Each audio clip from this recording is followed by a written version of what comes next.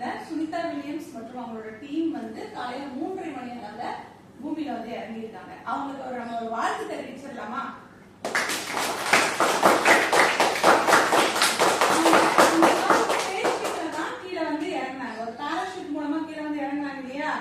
சுத்தியும் வந்து அவங்களுக்கு என்ன பண்ணிருந்தாங்க, கப்பல்கள்ல மீட்பு குழுக்கள் இருந்தாங்க.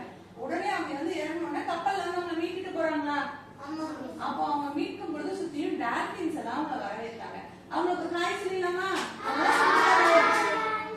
ஓகே. இவங்க விண்வெளியில அப்படி என்ன செஞ்சாங்க அப்படின்னா 8 நாள்ல முடியற மாதிரி தான் இவங்களோட பயணத்தை திட்டமிட்டு இருந்தாங்க. ஆனா விண்கலத்துல ஏற்பட்ட கோளாறு காரணமா அங்கேயே தங்க வேண்டியதாயிடுச்சு. அதுலயே நிறைய பொருட்கள் எல்லாமே அவங்களோட அவசர தேவைக்கான பொருட்கள் எல்லாமே வச்சுதான் அந்த விண்கலத்தை அனுப்பிச்சிருந்தாங்க.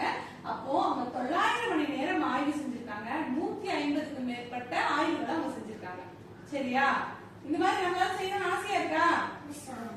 நம்ம சேர்க்காது இந்த மாதிரி செய்வோம். இப்போ இவங்க இங்க வந்து பூமியில வந்து இறங்கிட்டாங்க இல்லையா?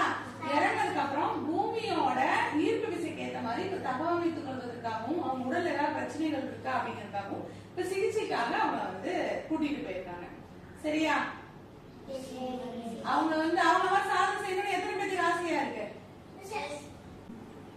நம்ம நினைச்சது தவறா போகலாம், ஏன் தவறானது கூட நமக்கு நடக்கலாம். ஆனா அந்த தவறுகள்ல இருந்து தன்னை தகவமைச்சுக்கிட்டு இன்னைக்கு சுனிதா வில்லியம்ஸ் வந்து பூமியில வந்து இறங்கியிருக்காங்க. இத அரசு பள்ளி ஆகிய நாங்க ஊராட்சி ஒன்றிய தொடக்கப்பள்ளி நகர கலந்தை சுல்தான்பேட்டை வட்டாரம் கோயம்புத்தூர் மாவட்டத்தில இருந்து எங்களுடைய மகிழ்வு தெரிவிக்கும் விதமா அவங்களுக்காக கைத்தட்டி இந்த விஷயத்தை நாங்க வரவேற்றுக்கிறோம்.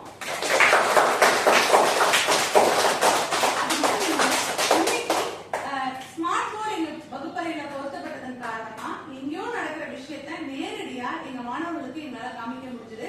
இதற்கு தமிழ்நாடு அரசு பள்ளிக்கல்வித்துறைக்கும் நன்றி தெரிவிச்சுக்கிறோம்.